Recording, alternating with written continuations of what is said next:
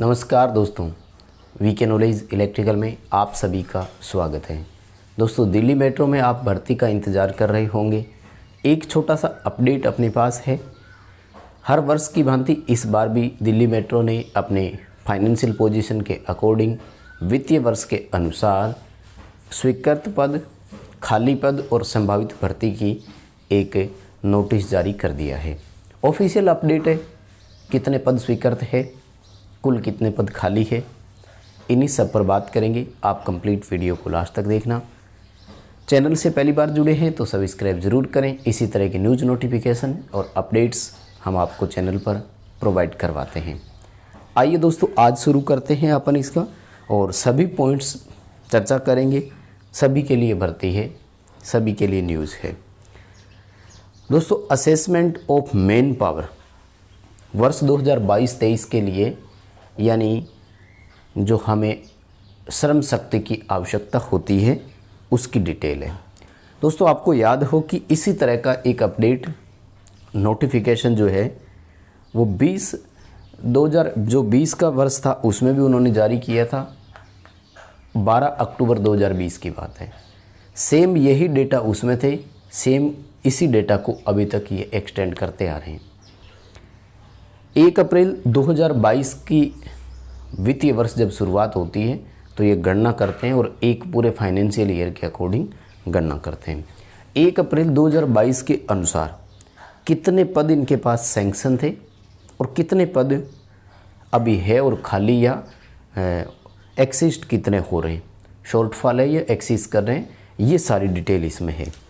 देखिए, सबसे पहले अगर मैं बात करूँ, सुपरविज़न पोस्ट के लिए भी है और नॉन सुपरविज़न पोस्ट के लिए भी है, दोनों के लिए है, ठीक है। और इसमें सबसे पहला जो है ना वो है स्टेशन कंट्रोलर या टीओ का, ट्रेन ऑपरेटर बोलते हैं इसे, ठीक है। दोस्तों, इसमें 3202 पद जो है वो तो है स्वीकृत पद यानी सैंक्शन पद, और जो उपलब्ध पद है यानी इनके पास पोजीशन क्या है वो इसकी है 2966, यानी 236 पद जो है इनके पास कम हो रहे हैं। अब अच्छी बात तो ये है कि 236 पदों पर भर्ती आनी चाहिए ना, लेकिन क्या कर रखा है, देखिए रिमार्क्स में एक नोटिस डाल रखा है कि 150 SC and TO is outsourced, यानी आउटसोर्स से मतलब सीधे तौर पर इन्होंने भर्ती कर रखे हैं। हैंस एक्चुअल शॉर्टफॉल इज़ 86, यानी इन्होंने 150 जो SC एंड TO है उनको आउटसोर्स से भर्ती कर रखा है, मतलब कॉन्ट्रैक्ट के बेस पर ले रखा है, फर्म के थ्रू ले रखा है। तो ओवरऑल इनका मानना है कि इसमें तो सिर्फ 86 ही शॉर्टफॉल है, यानी अगर स्टेशन कंट्रोल या ट्रेन ऑपरेटर पर वैकेंसी आती है तो 86 पदों पर ही भर्ती की संभावना बचती है, बस और कुछ नहीं है। अच्छा, जिस में रिमार्क्स डाले हुए हैं ना, मैं उसी के बारे में बात करूंगा, ठीक है। बाकी तो संभावित भर्तियां है ही, आ ही जानी है। बच्चे जो वेट कर रहे हैं ना उनके लिए होता है। अगला देखो, CRA कंट्रोल रूम अटेंडेंट होता है ये, है ना। CRA काफ़ी अच्छी पोस्ट होती है, इसमें केवल डिग्री वाले को ले लेते हैं, ग्रेजुएशन वाले को, मतलब BA BCom BSc वाले। दोस्तों, इसमें जो स्वीकृत पद है वो लगभग 1549 है, उपलब्ध पद 1279 है, 270 जो है वो कम हो रहे हैं, ठीक है ना। यानी एक तरह से मतलब शॉर्टफॉल हो रहे हैं, मतलब ज़रूरत पड़ रही है, माइनस का निशान तो खैर क्यों लगाएं, 270 कम हो रहा है। लेकिन अब इसके आगे देखो, 270 वैकेंसी आनी चाहिए थी, उम्मीद लगाएं भी जितने भी ग्रेजुएट बच्चे हैं वो सब दिल्ली मेट्रो में भर्ती का इंतज़ार कर रहे हैं, तो 270 पदों के लिए तो कम से कम इंश्योर होते। क्या किया है इन्होंने कि decision to not operate the cadre further. दोस्तों, आगे से पूरे कैडर को ही समाप्त किया जा रहा है। बताइए क्या हालत होगी अब इस सिस्टम की, किसे दोष दिया जाए। एक नहीं, सभी डिपार्टमेंट्स में ऐसा ही हो रहा है दोस्तों। एंड जैसा कि हम सभी जानते हैं, दिल्ली मेट्रो रेल कॉरपोरेशन जो है ना, ये जॉइंट वेंचर है, संयुक्त उपक्रम है भारत सरकार का और केंद्र शासित प्रदेश दिल्ली का। दिल्ली सरकार की बात नहीं कर रहा हूँ, केंद्र शासित प्रदेश दिल्ली जो है ना उसकी है ये। जॉइंट वेंचर है, ना कि सिंगल ऑपरेशन हो रहा है कोई स्टेट गवर्नमेंट के द्वारा या सेंट्रल गवर्नमेंट के द्वारा। जॉइंट वेंचर है यानी दो सरकारों का हस्तक्षेप इसमें होता है। और मुझे लगता है कहीं ना कहीं यही चीज़ें प्रॉब्लम क्रिएट कर रही है यार। सिस्टम ही पूरा दोषी है, हम किसी एक पर्टिकुलर चीज़ को नहीं बोल सकते। CRA का केडर ही समाप्त कर रहे हैं, यानी भविष्य में ग्रेजुएशन वालों के लिए जो इस पोस्ट पर भर्ती होनी थी ये पद ही नहीं रहेगा, पद ही समाप्त कर दिया जाएगा। माय डियर, जब पोस्ट ही काट दी गई तो भर्ती की संभावना कहाँ से होगी। हालांकि उन्हें कंट्रोल रूम ऑपरेटर की ज़रूरत क्यों नहीं है मेरे समझ में नहीं आ रहा। अगर ऑटोमेशन वाला सिस्टम भी आ गया तो भी क्या ऑटोमेशन सिस्टम इतना ज़बरदस्त है कि आपको एक कंट्रोल रूम पर मेन पावर की आवश्यकता नहीं है। चलिए दोस्तों, ITI होल्डर्स के लिए आते हैं। नॉन सुपरवाइज़र कैटेगरीज जो होती है, इसमें देखो नॉन सुपरवाइज़र कैटेगरीज में दोस्तों इलेक्ट्रीशियन वालों के लिए, ठीक है, जो कि सबसे ज़्यादा मेरे बच्चे इसी से जुड़े होते हैं दोस्तों। इलेक्ट्रीशियन वालों के लिए 2570 पोस्ट सैंक्शन की हुई है और 2077 बच्चे हैं, यानी यहाँ पर जो है दोस्तों 493 पद कम पड़ रहे हैं, यानी शॉर्टफॉल हो रहे हैं।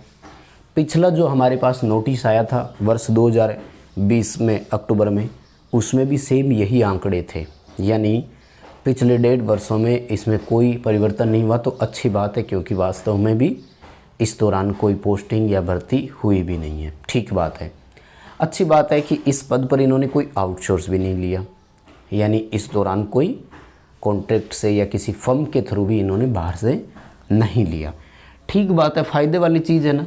अब हम अंदाज़ा लगा सकते हैं कि 500 पदों पर इलेक्ट्रीशियन वालों की भर्ती हो सकती है ना, लेकिन नहीं दोस्तों, भर्ती के लिए भी थोड़ा इंतज़ार करना पड़ेगा। कैसे इंतज़ार करना पड़ेगा, मैं डायरेक्ट आता हूँ फिटर पर। फिटर के लिए 550 पद लगभग स्वीकृत हैं, जबकि 1044 वर्तमान में काम कर रहे हैं फिटर। अब मेरे तो समझ में ये नहीं आ रहा कि जब भर्ती ही आपने इतने पदों पर करनी थी तो ये पद ज्वाइनिंग कहाँ से मिल गई भाई। एक क्या होता है कि वैकेंसी आती है, एडवर्टीजमेंट जारी होता है, उसमें पदों की संख्या लिखी जाती है, तो केवल उतने ही पदों पर लिया जाता है ना। ऐसे तो नहीं कि आपने बाद में और लेते गए। आपने एडवर्टीजमेंट में मान लीजिए कि 200 फिटर की एडवर्टीजमेंट जारी करी, पेपर ले लिया, सब कुछ है, लेकिन ज्वाइनिंग के टाइम आपने 400 को ज्वाइनिंग दे दी। ऐसा कैसे संभव हो गया, मेरी समझ से बाहर है। अब इनका ये कहना है कि जो हमारे पास है ना, वो फिटर जो है वो 494 है, यानी 494 फिटर ज़्यादा हो रहे हैं हमारे पास। तो आगे इन्होंने क्या किया कि मेंटेनर का जो पूरा कैडर है उस पर नोट डाल दिया, the total employees in the 4 cadre, जो RAC, इलेक्ट्रॉनिक मैकेनिक, इलेक्ट्रीशियन और फिटर, ITI होल्डर्स के लिए लगभग 4 कैडर इसमें है, इलेक्ट्रीशियन, इलेक्ट्रॉनिक मैकेनिक, RAC और फिटर। तो इन चारों कैडर पर is more than the sanction strength in these cadre, यानी कुल जो ओवरऑल ITI होल्डर्स मेंटेनेंस है उनकी कैडर्स में ओवरऑल जो हमारे पास वर्किंग एम्प्लॉयज़ हैं वो सैंक्शन स्ट्रेंथ से ज़्यादा है। Hence they will be adjusted with future vacancies on account of attritions. कह रहे हैं कि हम उसको क्या करेंगे, एक दूसरे को एडजस्ट करेंगे, यानी यहाँ हमें 493 कम पड़ रहे हैं, यहाँ 494 ज़्यादा है, बोले हो गए बराबर। बोले हमें तो ये आंकड़ा बराबर करना है, स्वीकृत पद और ये वाला। तो दोस्तों अब इससे समस्या क्या क्रिएट हुई आपको मैं बताऊं। समस्या ये क्रिएट हुई कि ये जो नियम लागू होते हैं ये फाइनेंशियल ईयर के अकॉर्डिंग लागू होते हैं। फाइनेंशियल ईयर 1 अप्रैल से शुरू होता है, यानी ये जो पोजीशन है ये 1 अप्रैल 2022 से लेकर 31 मार्च 2023 तक की पोजीशन है। ये इसमें जो एम्प्लॉयज़ है, जो भी रूल है, टर्म एंड कंडीशन है, इसका मतलब ये हो गया कि अभी जो हमारा ये मानना होता है कि दिल्ली मेट्रो अक्टूबर नवंबर में वैकेंसी जारी करता है, अब उस वैकेंसी में ये डिले आ गया, यानी अब हमें ये है कि 31 मार्च 2023 तक इन पदों पर भर्ती की संभावना थोड़ी सी कम हो जाती है। हालांकि सरकारों पर डिपेंड है, सरकार जब चाहे तब भर्ती कर सकती है, वो कोई बड़ा इशू नहीं है, वैकेंसी तो कभी भी आ सकती है। लेकिन अगर इस लेटर को समझें, इस पोजीशन को समझें, तो फाइनेंशियल ईयर के अकॉर्डिंग ये होता है, तो अगले ये मान लीजिए कि 6 से 8 महीने के बीच थोड़ी भर्ती की संभावना हमें कम नज़र आ रही है। अब जो हमारी उम्मीद जगेगी ना, वो नए फाइनेंशियल ईयर से ही जगेगी, ऐसा मेरा मानना है। आपको क्या लगता है मुझे कमेंट करके वो तो ज़रूर बताइएगा। चीज़ों से सहमत हो तो वीडियो लाइक तो करना ही है। हमारी वेबसाइट पर भी विजिट करते रहें इसी तरह के अपडेट के लिए, लिंक डिस्क्रिप्शन में दिया हुआ है। हमारा ऐप डाउनलोड कीजिए, हर मंडे हम फ्री में प्रैक्टिस टेस्ट लेते हैं, आप उसे अटेम्प्ट कर सकते हैं, है ना। चलिए, बहुत धन्यवाद सभी को।